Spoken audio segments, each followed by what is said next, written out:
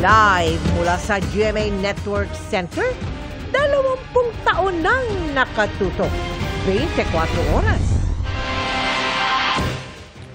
Mga kapuso, ang inyo pong nakikita ngayon ay ang satellite image ng Bagyong Leon na lalo pang lumakas bilang typhoon.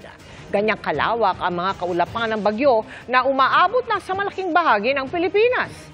Ayon sa Pag-asa, posibleng lumakas pa ang bagyo at hindi inaalis ang tsansa na maging super typhoon. Ang pinakahuling detalye tungkol sa Bagyong Leon at magiging epekto niyan sa bansa ngayong mag-uundas, ihahatid namin maya-maya lamang. Magandang gabi po, Luzon, Visayas at Mindanao. Kung hindi sa mga tent, sa kulungan ng baboy muna. Sumisilong ang ilang taga Camarines Sur matapos wasakin ng Bagyong Christine ang kanilang mga bahay. Kinakapos pa sa pagkain at malinis na inuming tubig ang marami sa probinsya kung saan nakataas pa naman ang signal number 1 dahil sa Bagyong Leon. Kinulang na rin ang gamot dahil sa dami ng mga nagkakasakit sa mga evacuation center. At mula sa Naga City, nakatutok live si Ian Cruz. Ian. Mel, Vicky, Emila, isang linggo na nga matapos dumaan ang Bagyong Christine pero marami pa ring lugar dito sa Camarines Sur ang lubog sa baha. Kaya naman umaasa sila na wala nang ibabagsak na maraming ulan ng Bagyong Leon para nga maibsa na itong mga pagbabaha. 8 araw ng baha dito sa Minalaba, Camarines Sur. Kaya kailangang magbangka lalo na ang papunta ng sentro ng bayan. Ang pamilya ni John Rex walang naisalba sa baha, pero sa pamangka rito muna kumakapit para may panggastos. Wala ganito lang pagbabangka. Minsan nakakaano kami ng magpupunta ng sentro. Yun ang pinagkakitaan namin dito minsan. May malatent community ang mga tulay na aming nadaanan kung saan pansamantalang tumitira ang mga nalubugan ng bahay. Pero ang 5 pamilyang ito walang ibang napagkanlungan kundi mga kulungan ng baboy, kung saan kasama rin ang sarili nilang mga alagang baboy. Nahirapan din. Kasi yung amoy, may mga bata pa. At ang kinakain nila, bigas na nalubog sa baha. Ang pagkakain nila, yung nalunod ng bigas, mabaho na. Kaya dapat kasi, mayroon nang magkuha ng relief na itong nakasuporta talaga. Ilang araw na lang undas na, pero baka sa tinutuluyan na lang sila magtirik ng kandila. Wala pong mangyayaring undas kasi lubog pa ang sementeryo. Sa bayan ng Bato, baha pa rin sa 15 barangay.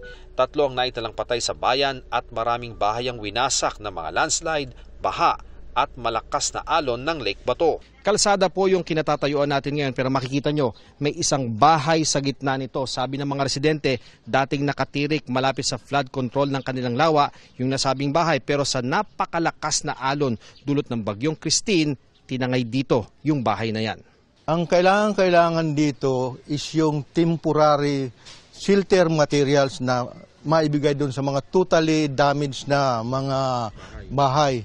We have almost about more or less 1,500 totally damaged. Ultimo munisipyo, hindi sinanto ng bagyo. Nalubog kaya putikan ang mga gamit sa unang palapag. Kasama dyan ang mga papeles ng local civil registrar at mga dokumento ukol sa mga botante na nasa pag-iingat ng local COMELEC office. Sabi ng isang nakausap namin sa tanggapan, nakapagpadala naman sila ng data sa central office kaya may file para sa eleksyon. Sa rural health unit naman, may mga nagpa-check up ng evacuee dahil nagkakasakit. May lagnat po, ubo, sipon, kaya nagpapasiguro na lang po. Ang mga natusok o nahiwa sa kasagsagan o pagkatapos ng bagyo, tinurukan ng anti-tetanus vaccine. Nagpa ng alamri, napakan ko. Ang problema, kapos sa pangbakuna, mga gamot sa sakit at leptospirosis ang munisipyo. Ang RHU po natin, nalubog din sa baha. So yung mga gamot din po natin doon, wala din po. Konti lang po ang naligtas po namin. Umaasa silang magpapadala ng dagdag na gamot ang DOH. Vicky, dahil may wind signal number 1 na nakataas sa eastern portion ng Camarines Sur, ay nagpapatuloy nga ang monitoring at pag-aabiso at pagbibigay babala ng local government unit ng Camarines Sur ukol sa parating na bagyo. Vicky? Maraming salamat sa iyo, Ian Cruz. Nagkakaubusan naman ng supply ng gasolina sa ilang lugar sa Bicol. Kaya binabantayan ang posibleng hoarding niyan, gayon din ng iba pang bilihin. Pero ilang bahagi ng rehiyon ang napasok ng mga oil truck na pinadala ng Energy Department. Mula sa Libon sa Albay, nakatutok live si Chino Gaston. Chino? Mel, problema ang supply ng gasolina dito sa lalawigan ng Albay dahil sa mabagal na pagdating ng mga fuel tanker trucks papunta sa lalawigan at ang pagkakaantala din ng biyahe ng mga barko dahil sa paparating na Bagyong Leon. Agad binilahan ang gas station na ito sa Legazpi, Albay nang makitang may supply ng langis. Kwento ng mga empleyado, kagabi lang dumating ang supply. Ang maghanap ng gas po. Ngayon ko lang nakita meron dito eh. So, nung nakita mo pumila ka? Opo. Wala nang gasolina. Walang gasolina ngayon dito? Oo, nagkakaubusan na daw. So, Pila na ako. may ilan, 6 na araw nang naghahanap ng gasolina. Ang ibang gas station, sarado pa rin dahil ubos nga ang supply.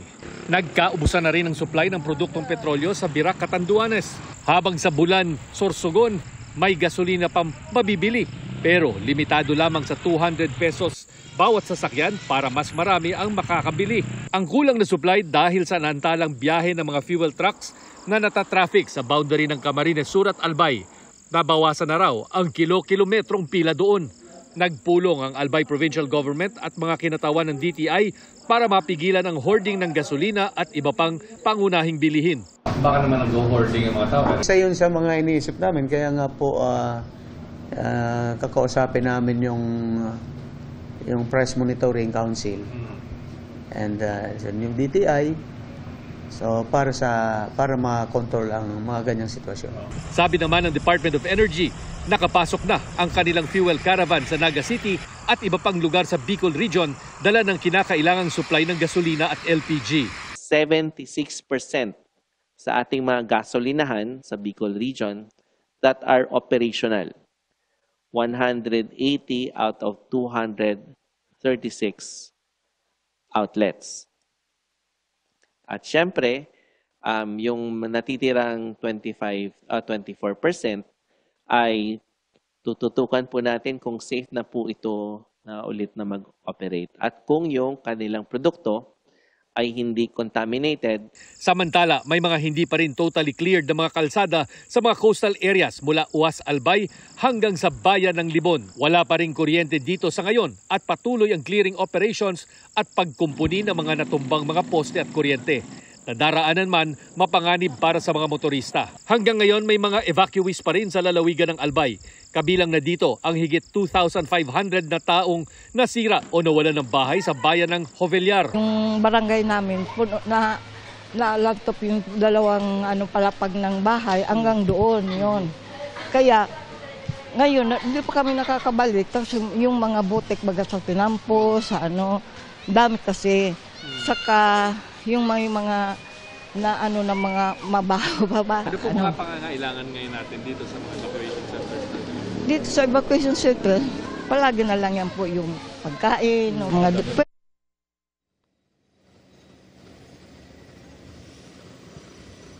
Mel, sa ating pag-iikot para marating itong mga nasalantang bayan ng lalawigan ng Albay, narating natin ang barangay Pantaw sa bayan ng Libon, kung saan walang kuryente, binaha ang mga residente, kagaya ng mga iba pang mga coastal barangays mula Piodoran hanggang dito sa bayan ng Libon. Napigil ang pag-usad ng ating mga sasakyan dahil nga narating natin itong bahagi ng kalsada na nagdurugtong ng barangay Pantaw papunta doon sa Libon proper dahil bumagsak na yung buong kalsada, naiusod patabi maging yung riprap wall na may mga bakal na supports sa kasagsagan ng Bagyong Christine. Mel. Chino, nasa ilalim ngayon ng storm signal number 1, yung probinsya ng Albay, dahil nga sa Bagyong Leon. May mga bang lugar pa ba dyan? Chino? Kung ang tanong, Mel, ay may mga binabaha pang lugar, meron pang mga lugar na may tubig pero hindi mo na masasabing binabaha. No? Pero yun nga, kapag binaha kasi mga lugar dito, naglilinis pa ang mga tao ng putik at iba pang mga nasira na mga bahagi ng kanilang mga kabahayan. Kiniklear pa yung mga kalsada gaya nito. At kung dadating nga at mararamdaman ang epekto ng bagyo na parating, na yung bagyong Leon, malaking abala ito dahil bumabangon pa lang sa ngayon ang mga residente dito. Maraming salamat sa iyo, Chino Gaston. Sa ibang balita, binigyang diin ni Senate President Chis Escudero na under oath kaya maaring magamit laban kay dating Pangulong Rodrigo Duterte ang mga inamin niya sa Senado kaugnay ng kanyang drug war. Pinag-aaralan na rin yan ng kampo ng ilang biktima. At nakatutok si Sandra Aguinaldo. Meron akong death squad, 7, pero hindi yung mga pulis. Sila rin yung mga gangster. Yung isang gangster, utusan ko. Patayin mo yan, kaya kung hindi mo patayin yan, patayin kita ngayon. Ang sinabi ko, ganito, prangkahan tayo, encourage the criminals to fight. Encourage them to draw their guns. Para kay Senate President Francis Escudero, marami sa mga nasabi ni dating Pangulong Rodrigo Duterte sa Senado kahapon narinig na noong Pangulo pa siya. Pero may malaki pa rin daw kaibahan dahil under oath o pinanumpaan ang mga sinabi ni Duterte sa Senado kahapon. Lahat ng binitiwan niyang salita kahapon ay under oath, pinanumpaan. At sinabi niyang yan ay totoo sa abot ng kanyang nalalaman na pwedeng magamit kung sakasakali pabor o laban sa kanya. Hindi marahil pwedeng sabihin biro pa kung ano man ang pinanumpaang sinabi niya. Sabi ni Senadora Riza Ontiveros, sana ay seryosong nire-review ng Department of Justice at International Criminal Court o ICC ang maraming pinanumpaang pag-aamin ni Duterte. Gaya ng paglikha ng death squad sa Davao City, ang tangka niya habang Pangulo na kumbinsihin ng police officials na patayin ang ilang individual at ang utos niyang himukin ang mga suspect na manlaban para sila ay mapatay. Anang senadora, dapat managot muna si Duterte sa batas ng tao bago ang parusa ng impyerno dahil inako naman niya ang responsibilidad sa madugong war on drugs. Para naman kay Senador Coco Pimentel, chairman ng Senate Subcommittee na nagsasagawa ng pagdinig sa drug war, nais niyang mapag-aralan ng mga abogado sa loob at labas ng gobyerno ang mga sinabi ni Duterte habang under oath. Ang tanong, pwede bang ipagharap ng kaso si Duterte base sa mga inilahad niya sa Senado? Sabi ni Escudero na isang abogado, maaring magamit ng mga biktima ng drug war ang pahayag ni Duterte. Kasi sa dulo, kailangan mo pa rin na magrereklamo. Ang party in interest, ang pwede maging complainant ay pamilya ng biktima. Ilang kaanak ng drug war victims mula sa grupong Project Paghilom ang dumalo sa pagdinig. Kasama si Randy De Los Santos, tiyuhin ni Kian De Los Santos na nasawi sa kasagsagan ng kampanya kontra droga. Pinag-uusapan daw ng grupo ang posibleng legal na hakbang, pero sana raw ay tulungan sila ng gobyerno. Baka po pwedeng tingnan ng Department of Justice o ng mga NBI, sila yung mas may poder para tingnan po ang mga kasong ito at balikan at maibigay yung katarungan sa mga pamilya na nag-aasang ng katarungan. Sa panayam ng DZWB, sinabi ni Commission on Human Rights Chairperson Richard Palpalatok na hanggang ngayon, pinahihirapan sila ng PNP sa hinihingi nilang records kaugnay sa drug war. Kabilang daw sa nirarason ng PNP ang mga exemptions sa Freedom of Information sa ilalim ng Executive Order No. 2 ni Duterte. Hininga namin ang reaksyon ng PNP pero wala pa silang tugon. Si Ontiveros, nanawagan sa Malacanang na buksan sa publiko at Commission on Human Rights ang forensic data, police records at iba pang official documents ukol sa war on drugs ni Duterte. Sinubukan namin kunin ang panig ng Malacanang pero wala pa silang tugon. Para sa GMA Integrated News, Sandra Aguinaldo, nakatutok 24 oras. Inaresto ng pulisya ang dating aktor na si John Wayne Sase. matapos pagbabarilin umano ang nakaalitang kaibigan. Ang depensa ng aktor sa aking pagtutok. Nakuhanan pang naglalakad ang biktima sa isang eskinita. Makaraan lang ang ilang minuto, umalingaw-ngaw na ang mga putok ng baril. 4 na tama ng bala ang tinamo ng biktima na namatay agad sa crime scene. Naganap ang pamamaril 7:30 kagabi sa Barangay Sagad, Pasig. Nakita ko yung tao, nakahandusay na, nakadapa na siya. Wala na pong buhay. Kinilala ang biktima na si Lionel Eugenio. Ihahatid po sana siya ni Papa sa BGC. Magpapaservice po sana siya. Nagulat na lang po ako. Ganun po yung nangyari. Nanggagalaiti po ko na nasasakta na sobra. Sa taong yun, kung may konsensya ka man, lumabas ka na. Sana makonsensya ka na kung napapanood mo man to. Ang suspect sa krimen, ang dating aktor na si John Wayne Sase.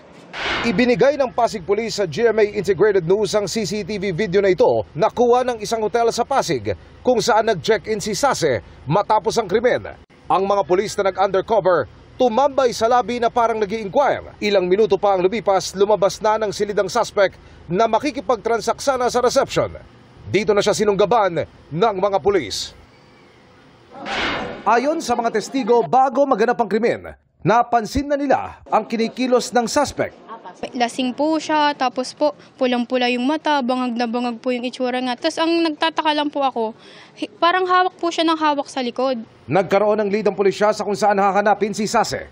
Nang mag-post ito sa kanyang social media account, ilang oras matapos ang krimen, may tila pinapasaringan ng suspect sa post. Pero ang naglaglag sa kanya ay ang background ng kanyang litrato na pader ng isang hotel sa Pasig. Batay sa investigasyon, dating magkatropa ang suspect at biktima pero sinira ang pagkakaibigan ng alitang lumalim pa umano kinalaunan. Meron pong banta eh. May banta po sa amin. May banta po sa akin saka po sa pamilya ko. Inikutan na po ako eh. So yun po yung last na ikot niya eh. So nagsalita rin naman siya eh sa akin eh. Isang ikot na lang. Sapa, sabi sa akin. Nararamdaman ko po talaga na meron siyang gagawin na hindi maganda. Yung motive dito ay old personal grudge. May mga grave threats sa bawat isa. So yun yung lumalabas na motibo. Na-recover ng Pasig Police ang murder weapon na isang kalibre 45 pistola. Kapwa nasa drug watch list ng Pasig Police ang biktima at suspect. Ang huli ay sinampahan ng kasong murder. There is a premeditated planning. Kasi at the shadow of the night, he shot the victim without any defense. Para sa GMA Integrated News, Emil Sumangil, nakatutok 24 oras. 2 araw bago ang undas, nagpapatuloy ang paglilipat ng mga buto ng mga yumao na matagal nang hindi dinadalaw sa Tala Cemetery sa Caloocan. Inihahanda na rin ang iba-iba pang sementeryo para sa undas. Nakatutok si Mari Zumali. Sako-sako mga buto ang pinagtulungang ihulog sa mga butas ng estrukturang ito ng Tala Cemetery sa Caloocan.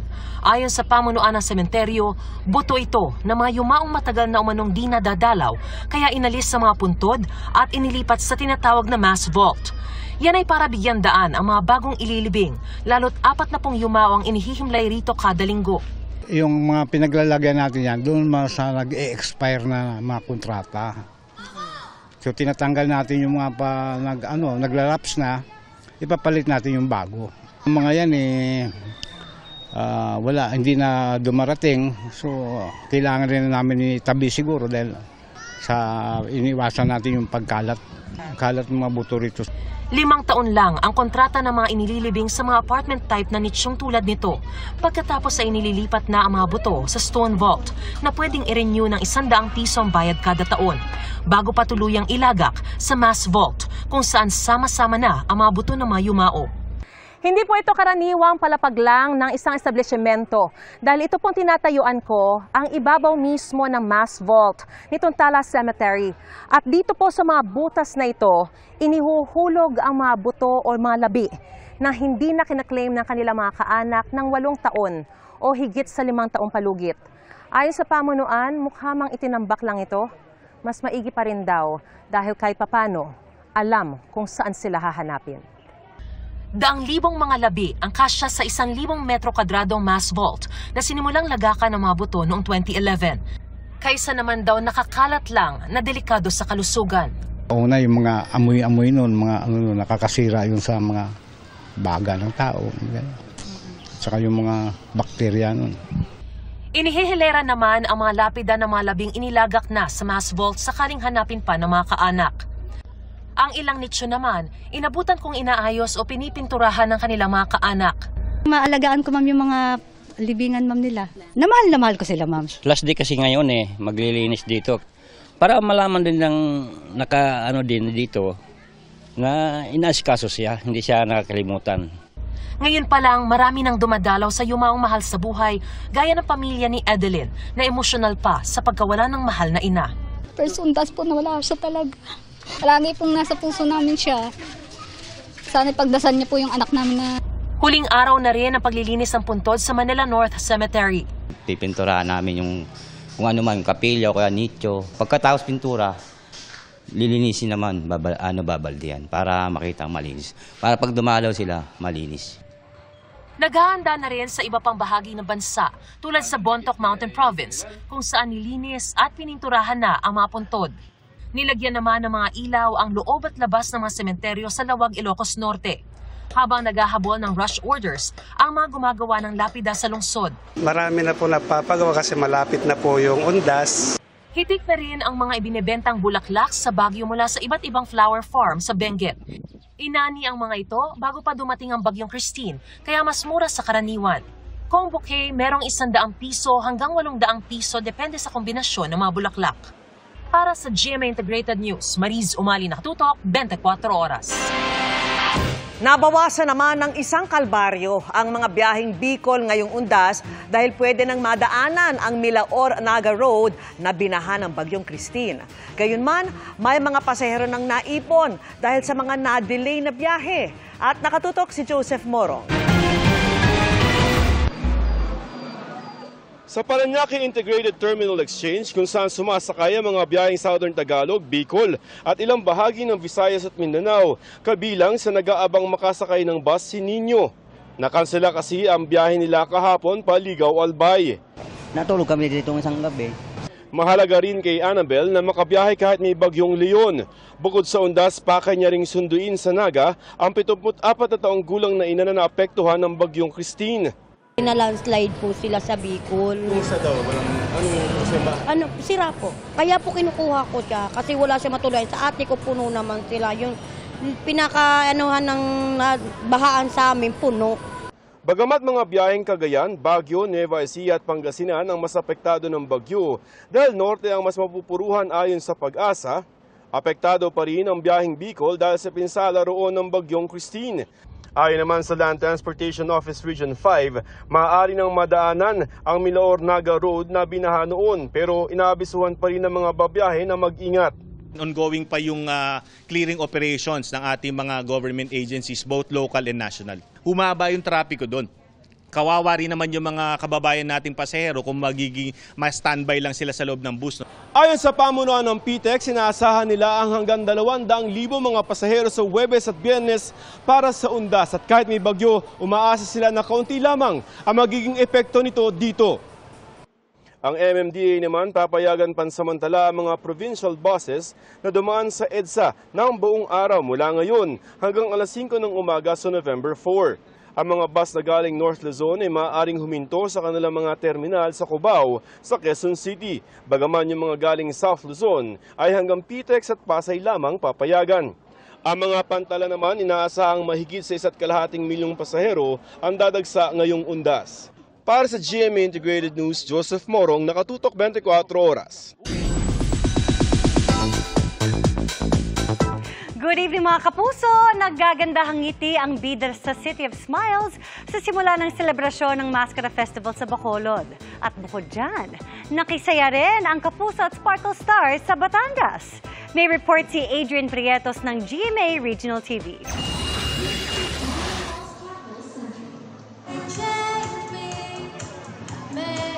Matatamis ng ngiti ang sinalubong ng mga taga-Bacolod kinapulang araw stars Ashley Ortega at Jay Ortega. Pati yung Sparkle stars na sina Zonia Mejia at Sean Visagas sa Kapuso Mall Show sa pagdiriwang ng Mascara Festival. Naghandog sila ng song numbers na nagpahiyaw at nagpakilig sa fan.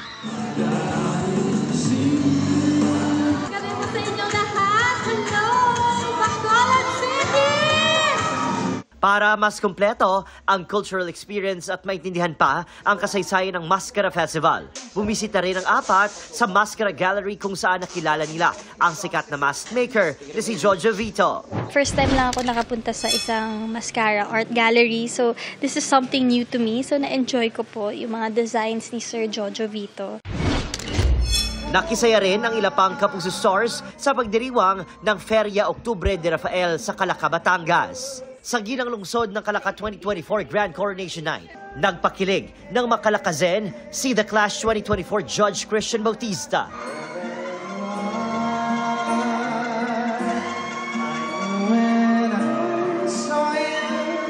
May special performance din si All Out Sunday star Anthony Rosaldo.